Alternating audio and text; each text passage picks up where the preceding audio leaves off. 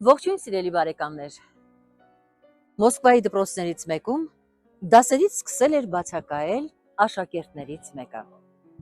Բացակայեց 1 շաբաթ, 2։ Լյովան հեռախոս չուներ եւ ուսուցչուհու խորհրդով համադասարանցիները որոշեցին այցելել նրանց տուն։ Դուռը բացեց Լյովայի մայրը։ Նրա դեմքը շատ թախծոտ էր։ Երեխաները բարևեցին եւ ամոթխած կերպով հարցրին. Իսկ ինչու Լյովան դպրոց չի գալիս։ Մայրը տխրությամբ պատասխանեց. Նա այլևս չի կարող սովորել ձեզ հետ։ Նրան վիրահատեցին, բայց անհաջող։ Լյովան կուրացել է ու չի կարող ինքնուրույն քայլել։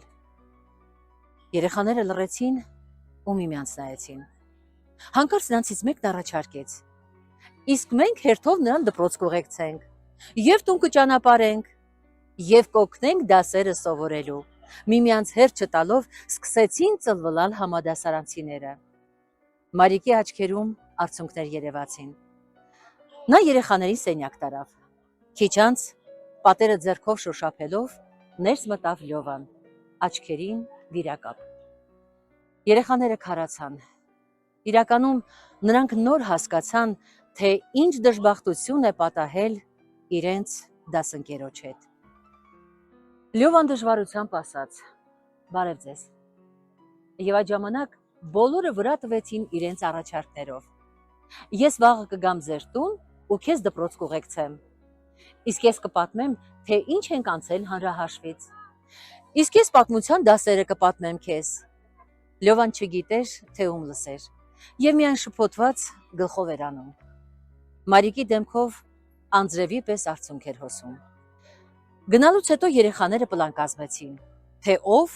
երբ է նրան ուղեկցելու, թե ով որ առարկան է բացատրելու,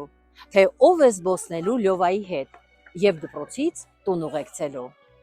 Այն տղան, որ դպրոցում Լյովայի հետ նստում էր նույն նստարանին, դասի ժամին շուշուկով պատմում էր նրան, թե ինչ է գրում ուսուցիչը գրատախտակին։ Եվ ինչպես էր քարանում դասարանը, երբ Լյովան դաս էր պատմում։ Ինչպես էին բոլորն ուրախանում, երբ նա 5 էր ստանում, նույնիսկ ավելի շատ, քան երբ իրենք էին 5 ստանում։ Լյովան շատ լավ էր սովորում։ Սկսեց լավ սովորել նաև ամբողջ դասարանը։ Որպեսզի իրենց դժբախտության մեջ հայտնված ընկերոջը կարողանային դասը բացատրել, հարկավոր էր, որ իրենք էլ դասն իմանային։ Դա դեռ քիչ էր։ Ձմռանը նրանք Լյովային տանում էին սահադաշտ։ Լյովան շատ էր սիրում դասական երաժշտություն, եւ երեխաները նրա հետ գնում էին սիմֆոնիկ համերգներ լսելու։ Լյովան դպրոցն ավարտեց ոսկե մեդալով, իսկ հետո ինստիտուտ ընդունվեց։ Այնտեղ նույնպես գտնվեցին ընկերներ, որոնք դարձան նրա աչքերը։